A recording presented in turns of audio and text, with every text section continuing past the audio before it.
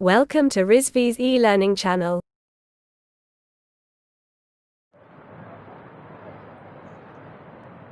In last class, we were discuss about the high voltage advantages for transmission. ठीक है, तो हमने ये देखा था कि ट्रांसमिशन जब हाई वोल्टेज पर होता है तो एडवांटेजेस होते हैं। अब इन एडवांटेजेस में जो सबसे मेन एडवांटेज है हमारा वो क्या है कि आपके जो कंडक्टर का वॉल्यूम है वो कम हो जाता है, उसकी रिक्वायरमेंट कम हो जाती है जब आपका वोल्टेज हाई होता है। हाई वोल्टेज पर ट्रांसमिशन करना एडवांटेजियस होता है, इससे आपकी इफ़िशियंसी भी इम्प्रूव होती है, ट्रांसमिशन इफ़िशियंसी भी इम्प्रूव होती है। साथ ही साथ आपका कंडक्टर मटेरियल की जो रिक्वायरमेंट है वो कम होती है, और जो आपके लाइन ड्रॉप्स होते हैं यानी sending end to receiving end अगर हम बात करें वोल्टेज ड्रॉप की, तो लाइन जो आपका वोल्टेज ड्रॉप है, परसेंटेज वोल्टेज ड्रॉप, वो डिक्रीज होता है।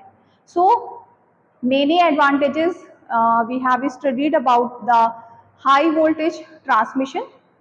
ठीक है, उसी ही आगे कंटिन्यू करते हैं। तो अगर हम economic choice of transmission voltage की बात करें तो देखिए क्या हो रहा है कि जब आप हाई वोल्टेज पर ट्रांसमिशन कर रहे हैं तो जो कंडक्टर रिक्वायरमेंट्स है वो कम हो रही है।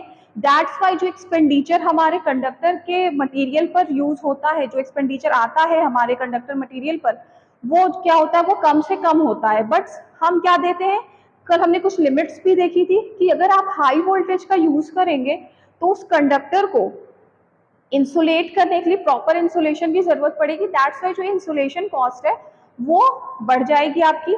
तो अब हमारे पास है कि एक फैक्टर ऐसा है जो कि जिस अगर हम हाई वोल्टेज यूज करते हैं तो कंडक्टर का जो वॉल्यूम की रिक्वायरमेंट है वो हमारी कम होती है, बट इंसुलेशन की प्रॉब्लम ज़्यादा हो जाती है। तो अब हमें ये देखना है कि कैसा वोल्टेज, क्योंकि हम ना बहुत ज़्यादा कर सकते हैं ना बहुत लो कर सकते हैं, तो क्या हमारे पास एक ऑप्शन है कि एक ऑप्टिमम वोल्टेज की वैल्यू क्यों ना चूज कर ली जाए ताकि हमारा जो ट्रांसमिशन है वो इकोनॉमिकल हो। तो इसलिए एक टॉपिक है economic choice of transmission voltage.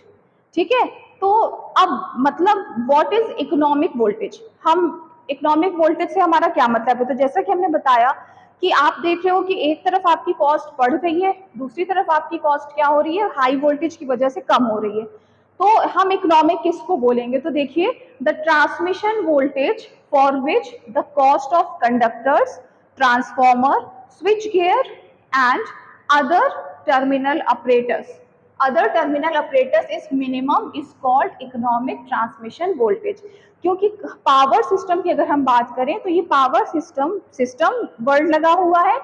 तो पावर सिस्टम एक कंप्लीट सिस्टम तब बनता है जब जनरेशन, ट्रांसमिशन, डिस्ट्रीब्यूशन के में इन्वॉल्व होने वाले सारे एलिमेंट, सारे कंपोनेंट्स की कॉस्ट और उनकी ट्रांसमिशन कॉस्ट सब क्या हो, कहीं ना कहीं कम हो।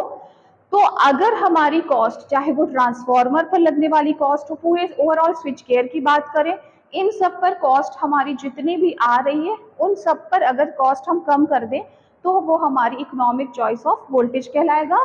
तो the transmission voltage for which the cost of conductor सब कुछ क्या हो जाएगा, मिनिमम हो जाएगा, तो वो आपकी इकोनॉमिक वोल्टेज कहलाएगा। ठीक है, इतना समझ में आ गया।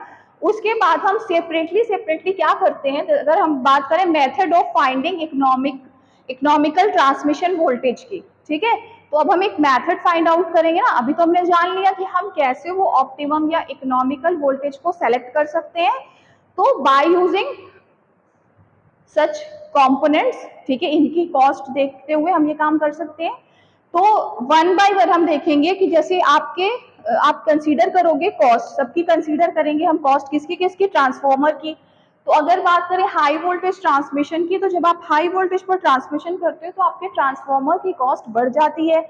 सेकेंड थिंग है स्विच गियर। तो व्हाट इज स्विच गियर, तो आप देखते हो कि किसी भी स्टेशन की बात करें, कोई भी सब स्टेशन है, वहां पर आपके पास जो पावर ट्रांसमिट होकर आ रही है, जो डिस्ट्रीब्यूट होने के लिए तैयार है, वो पावर को हम अपने हिसाब से क्या करते हैं, बनाते हैं। तो वहां पर कई सारे ट्रांसफॉर्मर लगे होते हैं, सर्किट ब्रेकर्स लगे होते हैं, ठीक है, लाइटनिंग अरेस्टर लगा होता है। तो ओवरऑल स्विच गियर में जितने भी कंपोनेंट्स यूज हो रहे हैं उनकी कॉस्ट को हम कंसीडर करते हैं। तो कहीं ना कहीं हाई वोल्टेज का जब आप यूज करेंगे ना, तो स्विच गियर की कॉस्ट भी क्या करेगी, बढ़ जाएगी, क्योंकि उनके इंडिविजुअल कंपोनेंट की कॉस्ट बढ़ेगी, तो हम कह सकते हैं कि ओवरऑल स्विच गियर की कॉस्ट बढ़ जाएगी। उसके बाद है लाइटनिंग अरेस्टर। तो व्हाट इज लाइटनिंग अरेस्टर? तो आपको पता है कि जो लाइटनिंग होती है, आकाशीय बिजली जो है, वो आपके जब कहीं ना कहीं फॉल होती है, जैसे स्विच गियर पर कहीं आपका लाइटनिंग का स्ट्राइक हुआ, तो उसकी सेफ्टी के लिए, उसके प्रोटेक्शन के लिए आप लाइटनिंग अरेस्टर का यूज करते हैं। ठीक है, तो ये जो लाइटनिंग अरेस्टर है भैया, इसकी भी कॉस्ट आपकी बढ़ेगी। अगर बात करें इंसुलेशन की और सपोर्ट्स की, तो ये तो शार्पली इंक्रीज होता है। अगर आप हाई वोल्टेज का यूज करेंगे तो आपकी insulation as well as support दोनों की वैल्यूज क्या हो जाएंगी, बढ़ेंगी। उसके बाद लास्ट है कंडक्टर। तो सिर्फ एक कंडक्टर ही ऐसा आ रहा है जिसकी हाई वोल्टेज यूज करने पर जो कंडक्टर की वैल्यू है, उसकी कॉस्ट की जो वैल्यू है, वो क्या हो जाती है, कम हो जाती है। तो all these factors are included by which we can simply simply हम क्या कर सकते हैं, निकाल सकते हैं कि क्या हमारा इकोनॉमिकल वोल्टेज होगा। इसके साथ ही आपकी जो ट्रांसमिशन लेंथ है, यानी कितने डिस्टेंस पर आपका ट्रांसमिशन हो रहा है, वो भी डिपेंड करता है। तो इन सारे फैक्टर्स को कंसीडर करते हुए अगर हम एक छोटा सा फॉर्मूला टाइप बना लें, तो वो हमारे लिए इजी होता है as compared to the old one, जो कि हमने ये देखा था कि किस तरह से हम, जैसे पुराना मेथड है कि आप कर्व लेकर कंसीडर करते हैं या कुछ चीजें, तो एक फॉर्मूला अगर बन जाता है, एम्पिरिकल फॉर्मूला जिसको कहते हैं, तो वो आपके लिए इजी होता है। तो पहले हम कर्व के फॉर्म में देखेंगे कि कैसे हम कर्व से डिसाइड करते हैं कि which one is the optimum voltage for transmission, and after that हम एक फॉर्मूला देखेंगे कि उस फॉर्मूले में वैल्यूज को किस तरह से पुट करके हम सिंपली ऑप्टिमम वोल्टेज निकाल सकते हैं, that would be the economical one. ठीक है,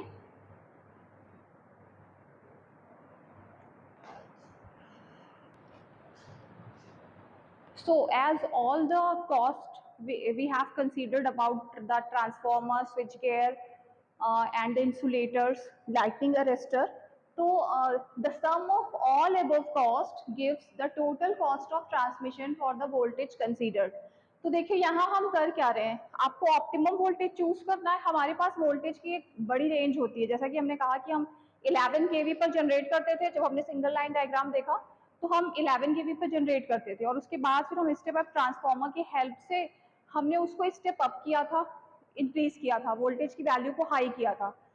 तो अब हमको ये देखना है कि कौन सी वो वैल्यू है जो जिस पर हमारी जो हाई वोल्टेज ट्रांसमिशन हम कर रहे हैं, वो हमारा क्या होगा, मोस्ट इकोनॉमिकल होगा।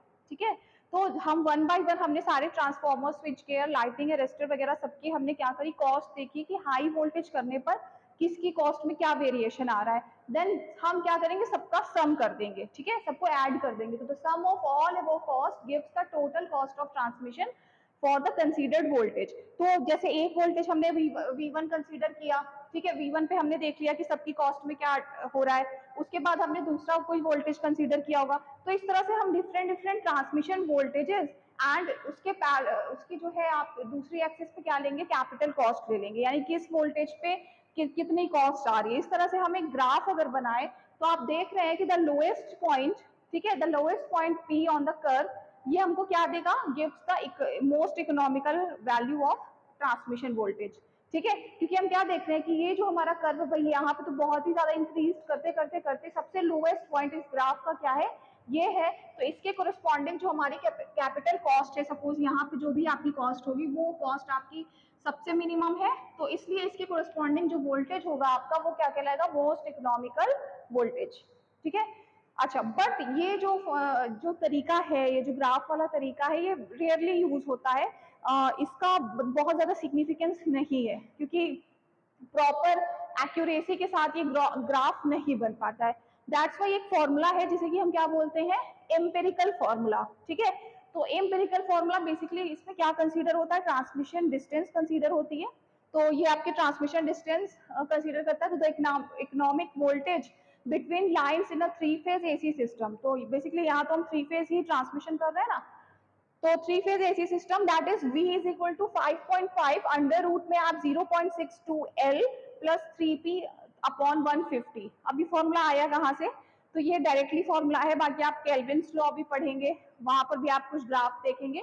तो इस वैल्यू का हमारा कोई ऐसा डेरिवेशन ऐसा सच है नहीं, ठीक है। आपको बस डायरेक्टली ये याद रखना है कि आपका V इज इक्वल टू 5.5, ये एक इम्पेरिकल फॉर्मूला है जिसपे जो आपका V है वो आपका लाइन वोल्टेज है। P की बात करें तो मैक्सिमम किलोवाट पर फेज टू बी डिलीवर्ड, यानी पर फेज आपकी पावर कितनी डिलीवर्ड हो रही है वो है P आपका। उसके बाद जो L है वो डिस्टेंस ऑफ ट्रांसमिशन लाइन है जिसे हम किलोमीटर में कंसीडर करें। तो by using all this components we can say और दिस वेरिएबल्स आप V को फाइंड आउट कर सकते हैं। तो ये जो V है यही V हमें क्या देगा, एक most economical voltage of most economical value of voltage by which we have to transmit the electrical power and it will be advantageous और वी कैन से इकोनॉमिकल, ठीक है। तो ये है आपका एम्पेरिकल फॉर्मूला। अब इसमें चीजें कैसे होती है कि जैसे आपकी देखिए डिस्टेंस बढ़ेगी, आपकी डिस्टेंस बढ़ रही है और तो जो आपके टर्मिनल ऑपरेटर्स हैं तो उनको हमें बार बार चेंज नहीं करना पड़े। सपोज करो 50 किलोमीटर्स का अगर आपको दो जो है सब स्टेशन लगाने पड़े तो उन सब स्टेशन पर जो आपके टर्मिनल ऑपरेटर्स की कॉस्ट है वो आपकी ज्यादा लगेगी, डबल डबल लगेगी। बट अगर आपकी डिस्टेंस ज्यादा हो गई तो आपके एक ही सब स्टेशन उतनी डिस्टेंस को कवर कर रहा है। तो दैट्स वाई अगर हम डिस्टेंस को बढ़ाते हैं, क्योंकि देखिए हाई वोल्टेज आपका इंक्रीज है तो आपकी अगर डिस्टेंस ज्यादा है तो आपके टर्मिनल ऑपरेटर्स की कॉस्ट क्या होगी, कम होगी, ठीक है। वैसा ही कुछ आपका पावर डिलीवर्ड के साथ दिख रहा है। तो ये formula as compare to this graphical calculation आपको क्या पड़ता है, इजी भी पड़ता है और एक्यूरेट भी पड़ता है, ठीक है। तो अगर हम समराइज करें till now we have studied the power system layout, हाँ, इन विच क्या था कि आपका जनरेटिंग स्टेशन पर 11 केवी पे जनरेट होता था एंड देन उसको हम क्या करते थे, स्टेप अप ट्रांसफार्मर की हेल्प से हाई करते थे, स्टेप अप करते थे एंड उसके बाद प्राइमरी ट्रांसमिशन हो जाता था और फिर जब धीरे धीरे हमको डिस्ट्रीब्यूट करके यूटिलाइजेशन पॉइंट पर लाना होता था तो हम उसकी वैल्यू को क्या करते थे, कम करते थे, ठीक है। तो अब यहाँ पर बात यही उठती है कि अगर हमको वोल्टेज की वैल्यू हाई करनी है तो वो कितना कर सकते हैं, क्योंकि हाई वोल्टेज की हमारी दो लिमिटेशंस निकल आई थी। तो फर्स्ट वन की आपका जो है जो वैल्यू है इंसुलेशन की वो बढ़ जाती है, अगर आप हाई वोल्टेज यूज करते हैं तो आपकी इंसुलेशन की कॉस्ट बढ़ जाती है। वहीं दूसरी ओर अगर आप हाई वोल्टेज का यूज करते हैं तो आपके कंडक्टर मटेरियल की रिक्वायरमेंट कम हो जाती है, उसके वॉल्यूम की कम पड़ जाती है, जिसके क्या होता है आपकी कंडक्टर की कॉस्ट जो है कम हो जाती है। तो आप देख रहे हो एक तरफ इंसुलेशन की कॉस्ट बढ़ रही है, दूसरी तरफ कंडक्टर की कॉस्ट कम हो रही है। इस तरह से और भी फैक्टर्स हमने देखे कि कहीं से कॉस्ट बढ़ रही है, कहीं से घट रही है। तो हमने ये जानना चाहा कि क्या कोई एक ऑप्टिमम वैल्यू है वोल्टेज की जिससे कि हमारा ओवरऑल जो ट्रांसमिशन है वो हमारा इकोनॉमिकल कहलाए, हमारी वोल्टेज की वैल्यू इकोनॉमिकल वोल्टेज कहलाए। सो हमने ग्राफिकल रिप्रेजेंटेशन के थ्रू एंड एक फॉर्मूला के थ्रू हमने ये देखा कि किस तरह से हम वो इकोनॉमिकल वोल्टेज की वैल्यू को फाइंड आउट कर सकते हैं। Okay, thank you.